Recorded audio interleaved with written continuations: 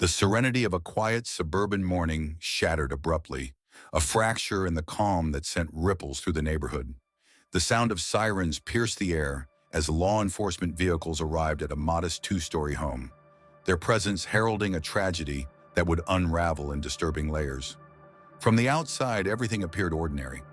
The house stood pristine, its windows glinting in the morning sun, the yard impeccably maintained. Yet the grim urgency in the officers' movements hinted at a darkness hidden within the walls.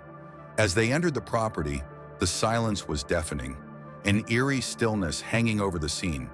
Inside, the house was immaculate, every surface clean and undisturbed. The normalcy felt wrong, as though it concealed something that refused to be seen. The officers moved cautiously, their senses alert, until their attention shifted to the backyard. There, the facade of normality crumbled. A patch of freshly disturbed soil in the yard revealed what lay beneath. Buried shallowly, the lifeless body of Emily Myers emerged, her form twisted in the earth, her pale skin marked by deep, deliberate stab wounds. Nearby, another horror awaited. The small, still body of Oliver Myers, wrapped in a bloodied blanket, lay discarded like an afterthought. The sight was grotesque, each detail a testament to violence and sorrow. The shallow grave bore signs of disturbance, scratches in the soil likely left by the family dog, disturbed by the scent of decay. Inside the house, another piece of the puzzle awaited. Jonathan Myers was found slumped on the living room couch, his hands and clothing stained with blood. His body bore no significant injuries aside from superficial scratches, yet his state was one of disarray. Medics attempted to rouse him, but he remained unresponsive, his breathing shallow. When he did stir, his fragmented mutterings deepened the unease of those present. Though barely coherent, his words carried a weight that hinted at something more sinister than mere confusion. In the kitchen, the scene became more puzzling. A kitchen knife, seemingly the murder weapon, was found meticulously cleaned, yet traces of bleach betrayed an attempt to erase evidence. Jonathan's fingerprints were later recovered from the blade, raising immediate questions about his involvement. Elsewhere in the backyard, gardening tools lay abandoned. A spade, a wheelbarrow streaked with blood, and unused soil bags hastily discarded. The items suggested a rushed burial, conflicting with the otherwise methodical nature of the crime scene. The bodies told their own story. Emily's wounds spoke of calculated rage, each stab precise and deliberate, while Oliver's death suggested a different motive. His small frame, wrapped tightly in the blood-soaked blanket, bore no signs of struggle, pointing to suffocation as the cause. The contrast between the brutal violence inflicted on Emily and the almost tender wrapping of Oliver added layers of complexity to an already baffling case. As forensic experts analyzed the scene, Jonathan's state of mind became a focal point. Blood tests revealed traces of sedatives in his system, though the source was unknown. The possibility of his being drugged was considered, but his behavior suggested something more intricate. The cryptic statements he had mumbled under his breath, references to stopping someone, to a loss of control, hinted at a fractured reality. Investigators began to suspect that his mind, not just his body, held the key to unlocking the truth of what had occurred. The local community, learning of the tragedy, struggled to reconcile the horror with the image they had of the Myers family. To neighbors and friends, Emily, Jonathan, and Oliver had represented the epitome of suburban perfection. Emily was a compassionate family therapist, beloved by her clients. Jonathan, though reserved, was highly regarded for his meticulous work as a county medical examiner. Oliver, a bright and cheerful child, was adored by his teachers and classmates. The juxtaposition of their outward perfection with the grim reality discovered in their home left many searching for answers. A search of the house yielded clues that painted a darker picture. Among them, Emily's diary revealed her growing fears about her husband's behavior. In her private writings, she described how Jonathan had changed over time, how moments of kindness and normalcy gave way to episodes where he seemed like an entirely different person. One entry detailed an unsettling event in which he had stood at the foot of their bed in the middle of the night, staring silently until she asked what was wrong. He had replied in a tone she barely recognized before walking away. The diary chronicled a life unraveling, its pages filled with dread and unease. Forensic analysis uncovered a faint trail of blood leading from the kitchen to the living room, where Jonathan had been found unconscious. Near the gravesite, investigators discovered a single muddy footprint, too large to belong to Emily but smaller than Jonathan's, further complicating the narrative. As these pieces of evidence accumulated, a chilling realization began to emerge. The crime scene was not merely a tableau of violence. It was an intricate web of contradictions, with elements that hinted at both chaos and meticulous planning. The complexity of the case deepened as investigators considered the evidence. The sedatives in Jonathan's system, the staged nature of the burial, the peculiar contrast between the acts of brutality and care, and his cryptic mutterings all pointed to a fractured psyche. The possibility of dissociation or an alternate personality became a focus of inquiry. Simultaneously, the deliberate attempts to clean the crime scene and obscure evidence raised questions about premeditation.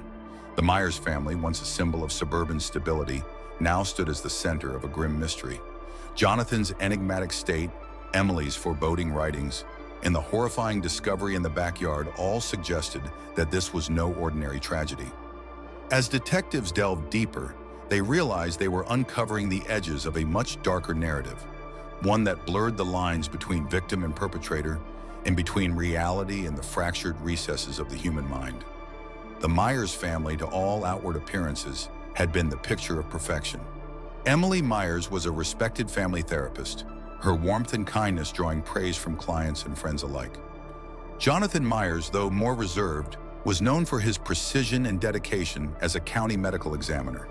Their young son, Oliver, was described as a lively and cheerful boy, beloved by his classmates and teachers.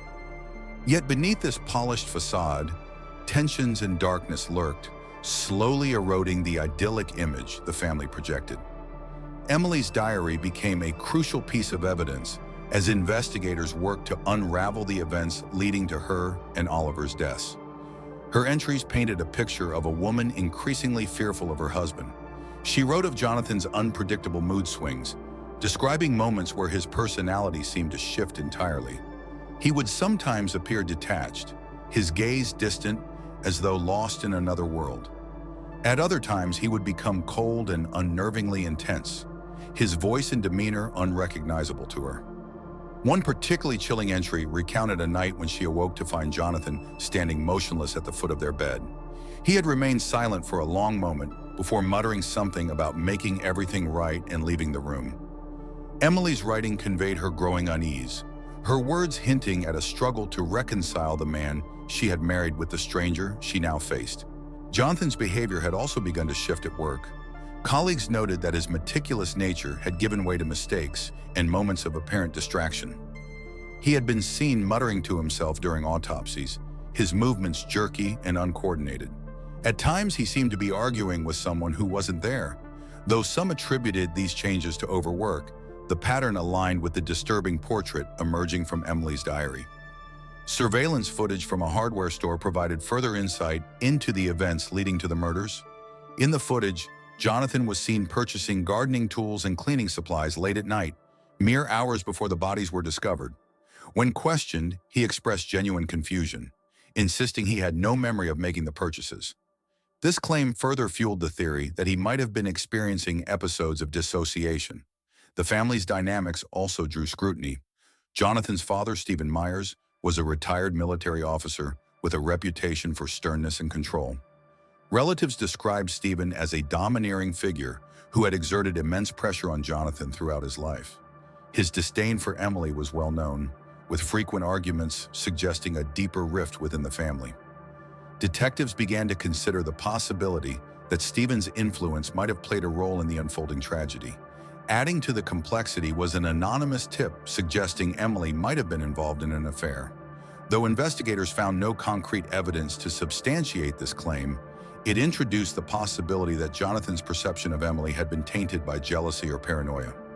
This, combined with his erratic behavior and the staged elements of the crime scene, painted a chilling picture of premeditation entwined with psychological instability.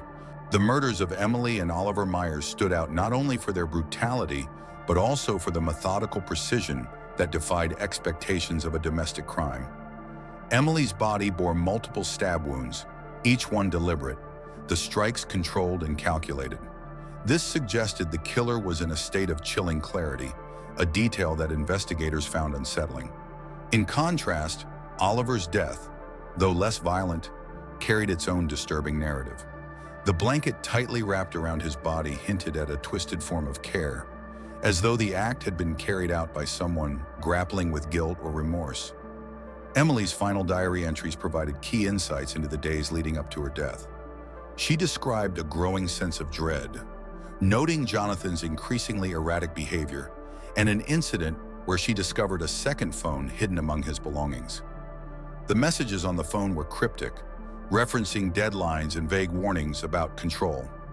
Emily had confronted Jonathan, but he denied any knowledge of the phone, an encounter that left her feeling watched and vulnerable in her own home. The second phone became a focal point of the investigation. Forensic analysis revealed Jonathan's fingerprints on the device, but the messages sent from it were troubling in their tone. Phrases like, "It's time," and "She knows too much," suggested premeditation. Yet Jonathan's consistent denial of memory further complicated the narrative, blurring the line between intent and dissociation. Psychological evaluations began to support the theory that Jonathan was experiencing dissociative identity disorder.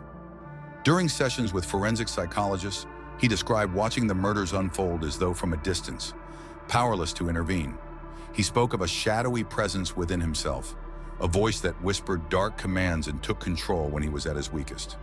These accounts aligned with Emily's diary entries, which documented her growing fear of the stranger lurking behind her husband's familiar face.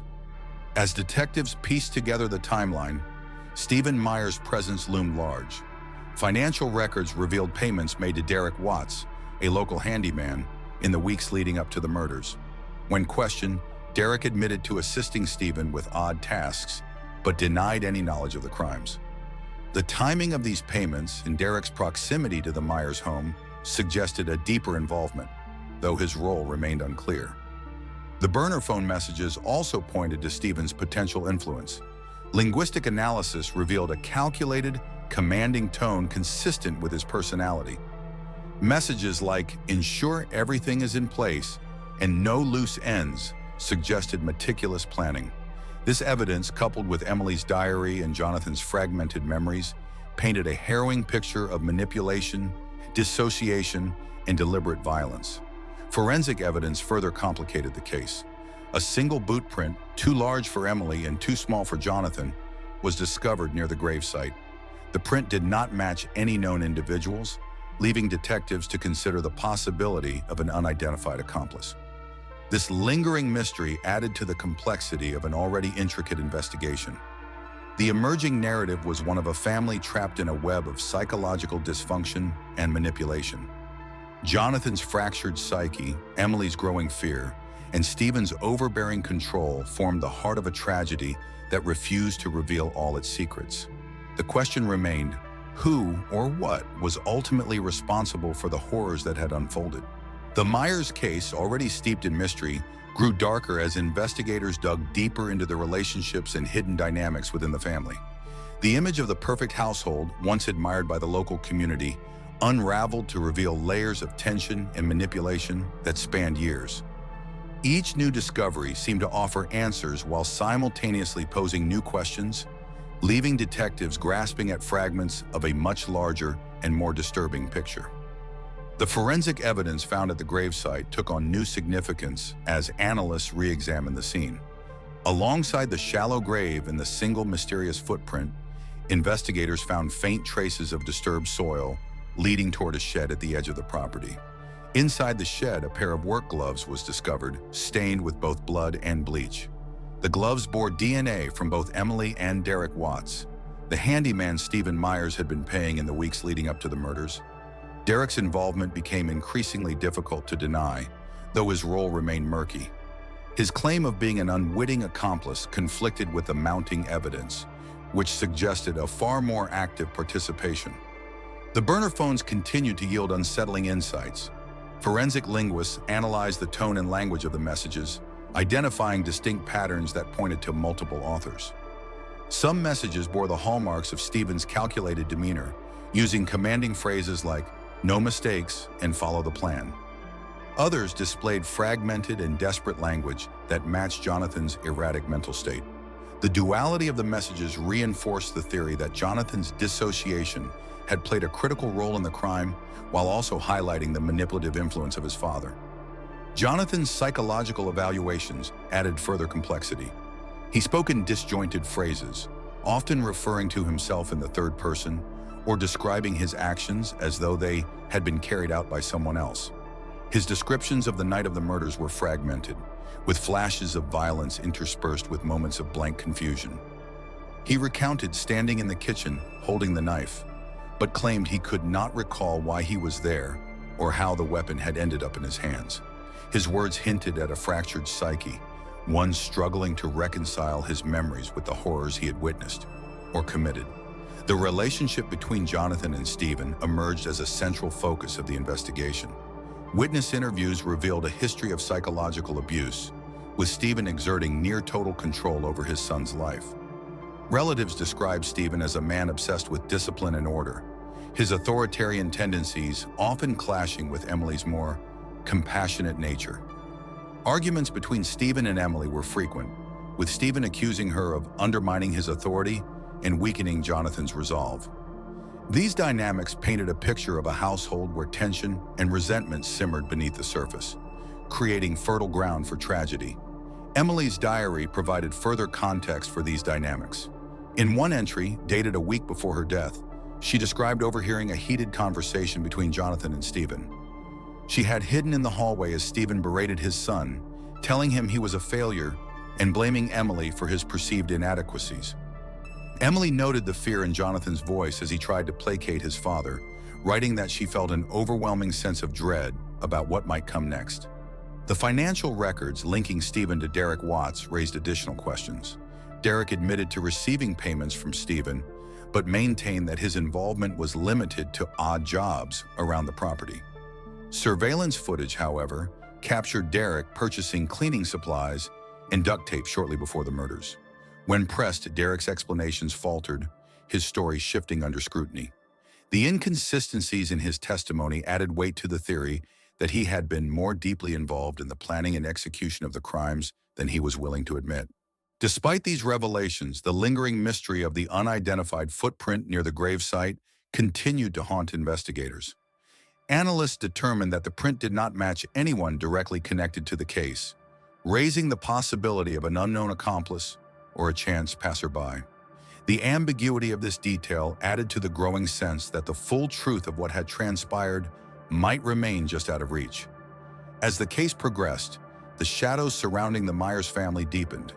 Jonathan's fractured psyche, Emily's growing fear, and Stephen's manipulative influence created a web of dysfunction that defied easy explanation. While investigators pieced together a narrative of dissociation, control, and betrayal, the lingering questions about the crime's execution and its true instigators left a pall of uncertainty over the unfolding tragedy. As investigators worked tirelessly to piece together the events surrounding the Myers murders, the narrative grew increasingly convoluted.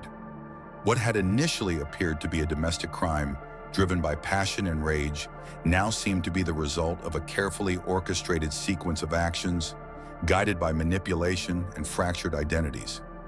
Each new discovery revealed another layer of complexity, turning the case into a labyrinth of lies and hidden motives. Forensic analysis of the burner phones revealed messages that painted a chilling picture of coordination and control. One message read, "Ensure everything is handled," while another, sent just hours before the murders, stated, "It's time." The commanding tone and precise language in many of these messages matched Stephen Myers' known patterns of communication, further implicating him as the mastermind behind the crimes. However, other messages, fragmented and panicked, appeared to reflect Jonathan's psychological turmoil. These discrepancies raised questions about the extent to which Jonathan had acted under his own volition versus being a pawn in his father's manipulative schemes. The relationship between Stephen and Derek Watts came under closer scrutiny. Financial records showed that Stephen had made several cash payments to Derek in the weeks leading up to the murders, each coinciding with purchases of tools and supplies later found at the crime scene. Derek maintained that he had only followed Stephen's instructions, and was unaware of the ultimate purpose of his tasks. However, his proximity to the events and his inconsistent statements cast doubt on his claims of innocence. Jonathan's psychological state continued to be a focal point of the investigation. Forensic psychologists documented signs of dissociative identity disorder, noting that Jonathan often spoke of his actions in the third person, as though observing someone else. During one session, he described a figure within himself, a shadowy presence that compelled him to act against his will. His fragmented memories of the murders, combined with his increasingly erratic behavior, aligned with Emily's diary entries, which described moments when Jonathan seemed to transform into someone unrecognizable. Emily's final days came into sharper focus as investigators reviewed her diary and the surveillance footage of Jonathan's late-night purchases. The entries revealed a woman who had grown increasingly isolated and fearful. Her attempts to confront Jonathan met with denial and deflection. One entry, written just days before her death, described her growing sense of being watched, a paranoia that now seemed tragically prescient. The discovery of a charred document in Stephen's backyard added another layer to the mystery. Forensic specialists reconstructed fragments of the paper, which appeared to be a handwritten list of tasks. Items on the list included prepare tools, secure location, and dispose evidence. Handwriting analysis confirmed that the list was written by Jonathan, though its language suggested he may have been following Stephen's directives.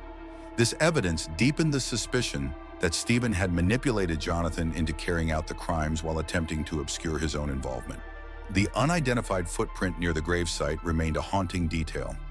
Analysts determined that it was made by a boot not belonging to anyone directly tied to the case, raising the possibility of an unknown accomplice.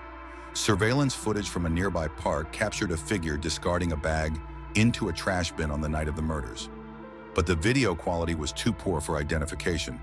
This lead, tantalizing yet frustratingly vague, left investigators grappling with the possibility of an even larger conspiracy. As the case advanced, the tangled threads of manipulation, psychological trauma, and premeditation formed a harrowing tapestry of dysfunction. The Myers murders, once thought to be the result of an isolated incident of rage, revealed themselves to be a calculated act, born of deep-seated control and fractured identities.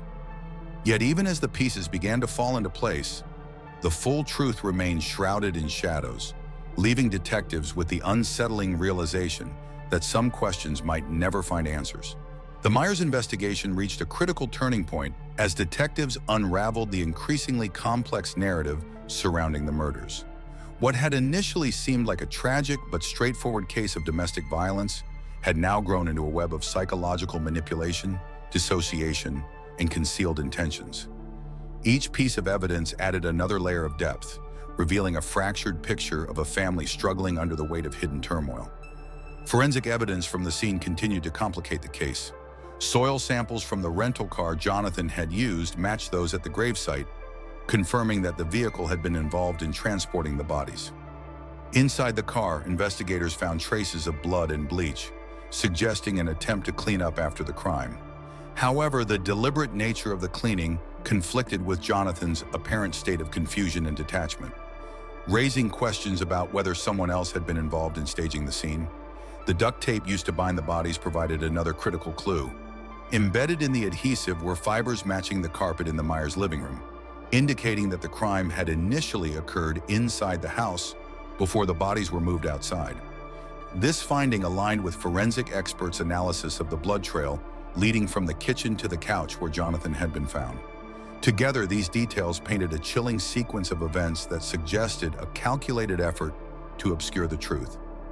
Emily's diary entries offered further insights into the final weeks of her life. She wrote about an incident where she had confronted Jonathan over what she described as increasingly erratic behavior. She had found a burner phone hidden among his belongings, its cryptic messages alluding to deadlines and actions she did not understand.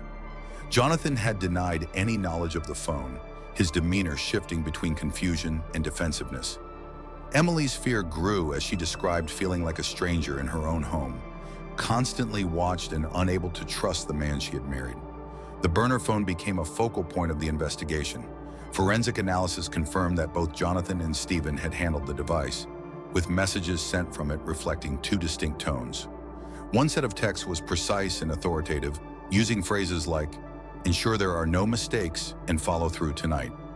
These messages matched Stephen's direct and controlling style of communication.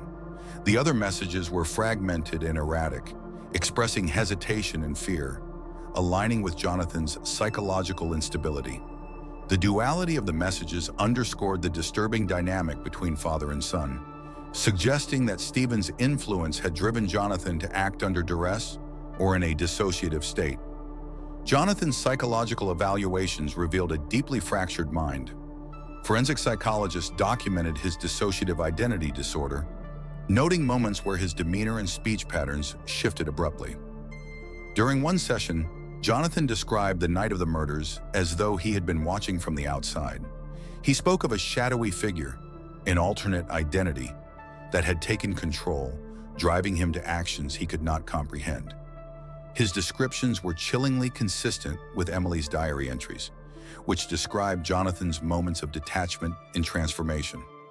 Meanwhile, Stephen Meyer's role in the tragedy came under increasing scrutiny. Financial records revealed additional payments to Derek Watts, who had been identified as a key player in the events surrounding the murders. Surveillance footage showed Derek purchasing cleaning supplies just days before the crime, further implicating him in the staging of the scene. When questioned, Derek maintained his innocence, claiming that he had only followed Stephen's orders without knowing their true purpose. However, the timing of his actions and his proximity to the Myers household suggested otherwise. As detectives pieced together the fractured timeline, they uncovered a chilling realization. Jonathan's dissociation, combined with Stephen's manipulative influence and Derek's compliance, had created a perfect storm. The evidence pointed to a crime born of psychological dysfunction, control, and desperation. Yet the lingering question of the unidentified footprint near the gravesite hinted at an even larger mystery, one that remained just out of reach. As detectives pushed further into the Myers case, they began to uncover hidden truths that transformed the investigation into a harrowing exploration of psychological manipulation and control. The narrative pieced together from evidence, testimony, and forensic analysis painted a chilling portrait of a family unraveling under the weight of unspoken tensions and unresolved traumas. Forensic analysts identified a third set of fingerprints on the burner phones, matching Harold Graham, a fixer with a history of involvement in questionable activities. Graham admitted under pressure that Stephen Myers had hired him to handle certain matters in the weeks leading up to the murders. Though Graham denied direct involvement in the killings, his role in providing supplies and facilitating communication between Stephen and Derek suggested he had been complicit in the broader conspiracy. Graham's testimony added a new layer to the case, implicating Stephen as the orchestrator behind the scenes. Stephen's domineering influence over Jonathan became even more apparent as detectives delved into their relationship. Witnesses described Stephen as a man who thrived on control, often belittling Jonathan and undermining his confidence. Family members recounted incidents where Stephen had openly criticized Emily, accusing her of weakening Jonathan's resolve and disrupting the family's harmony. These accounts reinforced the theory that Stephen's animosity toward Emily had played a central role in the tragedy. Emily's final days were reconstructed through her diary and surveillance footage.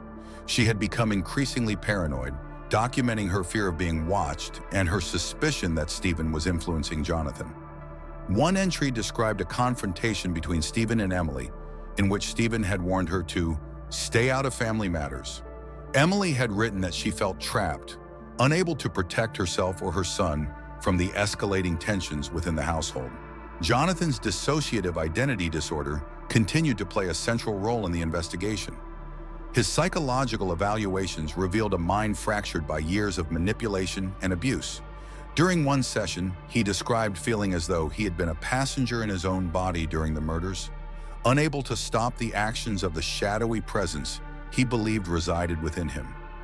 These accounts raised questions about his culpability and the extent to which he had been coerced by Stephen. Forensic evidence provided additional context. The charred list of tasks recovered from Stephen's backyard included phrases like, "secure the scene and no loose ends," further implicating him in the planning of the murders. Handwriting analysis confirmed that the list had been written by Jonathan. though experts noted signs of duress in the uneven strokes and pressured writing. This finding suggested that Jonathan had acted under significant psychological strain, likely influenced by Stephen's coercion. The unidentified footprint near the gravesite remained an enigmatic detail. Surveillance footage from a nearby park captured a figure discarding a bag that was later recovered and found to contain cleaning supplies and duct tape with traces of Emily's blood. Though the figure's identity could not be confirmed, the discovery suggested the involvement of another party, adding to the complexity of the case.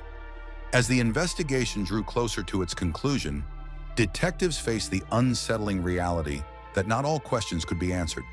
The interplay between Jonathan's fractured psyche, Stephen's manipulative tactics, and the complicity of Derek and Graham formed a tapestry of dysfunction that defied simple explanations. Yet the lingering mystery of the unidentified footprint and the full extent of Stephen's involvement left the case shrouded in shadows, a haunting reminder of the darkness that can lurk within seemingly perfect lives. The trial of Jonathan Myers began under intense public scrutiny. The media's portrayal of the case alternated between sympathy for Jonathan's psychological struggles and condemnation of his actions. Prosecutors painted him as a dangerous man who had committed premeditated murders, while the defense argued that his dissociative identity disorder rendered him incapable of full control. The courtroom became a stage where the intertwined narratives of manipulation, psychological trauma, and guilt played out. The prosecution presented forensic evidence that appeared damning.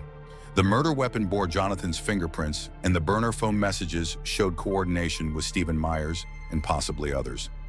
The list of tasks recovered from Stephen's backyard, though written by Jonathan, was argued to be the product of Stephen's coercive influence. Prosecutors emphasized that Jonathan had purchased the gardening tools and cleaning supplies himself, asserting that this pointed to clear premeditation. However, the defense countered with psychological evaluations that provided a harrowing window into Jonathan's fractured mind. Experts testified that Jonathan had suffered from years of emotional abuse at the hands of his father, leading to the development of a dissociative identity disorder. This disorder, they argued, created an alternate identity that had taken control during the murders. They introduced diary entries from Emily and Jonathan's own fragmented recollections to illustrate the extent of his mental breakdown. One key entry from Emily's diary described Jonathan as two people trapped in one body, a man struggling against an unseen force. Stephen Myers' role became a central point of contention. Witnesses described him as a controlling figure who had manipulated Jonathan for years. Harold Graham and Derek Watts, both facing charges for their roles in the conspiracy, provided testimony that implicated Stephen as the mastermind behind the murders. Harold admitted to acting on Stephen's instructions to purchase supplies and deliver burner phones, while Derek described being coerced into disposing of evidence under threat of retaliation. The prosecution introduced surveillance footage showing Derek near the Myers home on the night of the murders. A bag he had discarded was recovered weeks later and contained duct tape with traces of Emily's blood. This evidence, combined with his payments from Stephen, painted a picture of complicity. Derek maintained that he had not participated in the actual killings, but admitted to helping stage the scene. His testimony added to the narrative of a crime orchestrated by Stephen and carried out by Jonathan under extreme psychological duress. Stephen's own testimony was marked by defiance. He denied orchestrating the murders and attempted to portray himself as a victim of Jonathan's instability. However, the burner phone messages and financial records contradicted his claims. Messages such as, "Make sure it's done tonight and don't let her ruin this family," revealed a calculated effort to eliminate Emily, whom Stephen viewed as a threat to his influence over Jonathan. The jury faced a daunting task. Jonathan's dissociative identity disorder raised profound questions about culpability. Was he fully responsible for his actions, or was he a pawn manipulated by Stephen and overwhelmed by his own fractured mind? The evidence pointed to a man torn between two forces, his father's coercion and his alternate identity's violent impulses. The defense argued that Jonathan's condition rendered him incapable of forming intent, while the prosecution maintained that his actions demonstrated enough awareness to warrant a guilty verdict. After weeks of deliberation, the jury delivered its verdict. Jonathan Myers was found guilty of first-degree murder, but was sentenced to life imprisonment with the possibility of psychiatric care. Stephen Myers, convicted of conspiracy and accessory to murder, received a 20-year sentence. Derek Watts and Harold Graham, facing lesser charges, were sentenced to 5 and 8 years respectively for their roles in the crime. The trial's conclusion provided some measure of closure, but left lingering questions. The unidentified footprint near the gravesite and the possibility of another accomplice remained unresolved. Detectives continued to investigate these loose ends, determined to uncover the full truth of what had transpired. For the community and the Myers family's surviving friends, the trial marked the end of a harrowing chapter, but also the beginning of a long process of healing. The lingering mysteries of the Myers case weighed heavily on investigators. While the trial had brought convictions and some measure of closure, unanswered questions, like the unidentified footprint at the gravesite, the figure in the surveillance footage, and the true extent of Derek Watts and Harold Graham's involvement, kept the case alive in public memory. Determined to bring finality to their investigation, detectives launched a renewed effort to uncover the full truth. The breakthrough came unexpectedly. A forensic analyst, revisiting the footprint evidence, identified a faint but crucial detail, an embossed pattern matching a specific type of military-issued boot. This discovery redirected the investigation towards Stephen Myers' past as a retired military officer. Digging deeper into Stephen's connections, investigators discovered that he had maintained contact with a former subordinate, a man named Victor Hart, who had a history of engaging in covert activities for dubious clients. Victor's name had been previously overlooked in the case, but his potential involvement now seemed plausible. Surveillance footage from the park provided further clarity. Enhancements revealed the figure's outline was consistent with Victor's build. Confronted with this new evidence, Victor initially denied any involvement. However, records showed he had been near the Myers property on the night of the murders and had withdrawn large sums of cash from his account shortly after the crime. When faced with mounting evidence, Victor confessed to assisting Stephen in staging parts of the crime scene. He admitted to discarding incriminating items but claimed he had no knowledge of the murders until after they occurred. Victor's testimony shed new light on Derek Watts and Harold Graham's roles. Derek's involvement, long suspected to be deeper than he admitted, was confirmed to include assisting in the physical burial of the bodies. Harold, meanwhile, acted as a coordinator, ensuring supplies were obtained and communication between all parties remained secure. Both men had been incentivized with financial rewards, which Stephen paid through a series of concealed transactions. Victor revealed that Stephen had referred to the crime as a necessary evil to protect Jonathan from what he called Emily's destructive influence. Jonathan's dissociative identity disorder added complexity to the narrative. Victor recounted moments where Jonathan, in an altered state, seemed to oscillate between compliance and resistance. According to Victor, Stephen had exploited Jonathan's psychological condition, using his moments of dissociation to issue commands that Jonathan later could not remember. This revelation aligned with forensic psychologists' earlier findings about Jonathan's fragmented psyche. The final revelations left a profound impact on the legal and psychological communities. The Myers case became a cautionary tale of the dangers of unchecked control, manipulation, and the failure to address mental health issues. It highlighted how psychological vulnerabilities could be weaponized, turning victims into perpetrators under the influence of dominant figures. For the community, the case spurred lasting change. Local authorities implemented new protocols for identifying and intervening in cases of domestic abuse and psychological distress. Programs were established to support individuals with dissociative identity disorder and educate families about the importance of early intervention. As for Jonathan, his life sentence continued with a focus on treatment rather than punishment. His dissociative identity disorder remained the subject of study, offering insights into the effects of trauma and manipulation.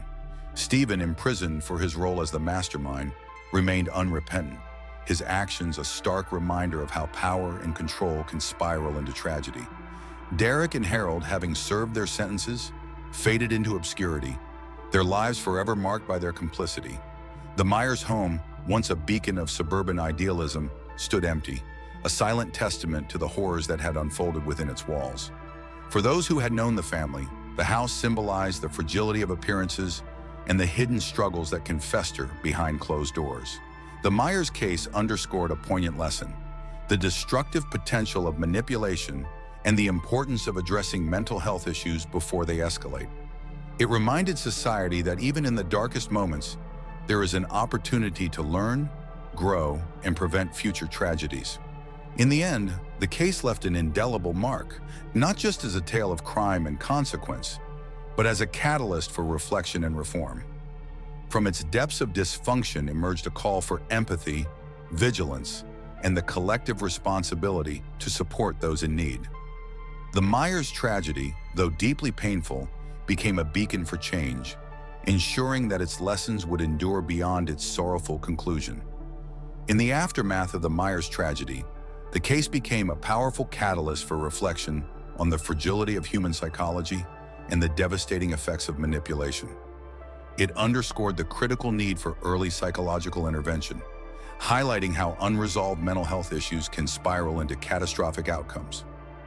Stephen Myers' actions served as a cautionary tale about the destructive power of control and manipulation, showing how unchecked influence can unravel even the closest bonds. The case also illuminated the importance of supporting victims of domestic violence and raising awareness about their plight. Community programs emerged to address these issues, advocating for vigilance and empathy to identify and assist those in danger.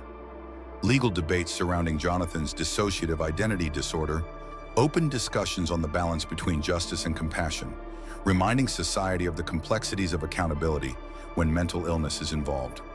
Ultimately, the Myers case reinforced the necessity of collective responsibility, urging people to recognize warning signs and take action before tragedy strikes. It became a poignant reminder that empathy and proactive support can mean the difference between hope and heartbreak, leaving a lasting legacy that transcends its sorrowful end. The story has been edited to ensure personal privacy and security regarding names and locations. Thanks for watching. If you liked the video, don't forget to subscribe to see the latest and most thrilling family crime stories. Don't miss the case tomorrow, where everything will be revealed.